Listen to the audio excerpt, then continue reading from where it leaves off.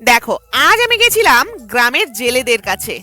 ওখানে গঙ্গা নদীর টাটকা মাছ দেখতে। সেখানেই হাঁড়ি বোঝাই নানা রকমের মাছ দেখছিলাম। জ্যান্ত, মরা, ছোট, বড় সব রকমের দেশি ফিশ।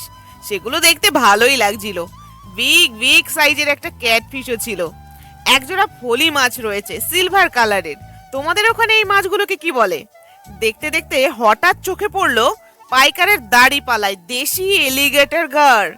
দেখিয়ে চাইতেই উনি আমার হাতে দিল। খুব সুন্দর একটা ফিশ। সব মাছের ঠোঁট ছোট হলেও এই ফিশটার ঠোঁট এলিগেটরের মতো, আর তার জন্য একে অ্যালিগেটর গার ফিশ বলে। আর ঠোঁটের দুই পাটিতেই সুচলো দাঁত সাজানো, ক্রোকোডাইলসের মতো। তো ভাই লোক, আমাদের নদীর মাছ আরো দেখতে চাইলে নিচে কমেন্ট করো। আর কন্টেন্ট পছন্দ হলে একটা লাইক করতে লজ্জা পেও না।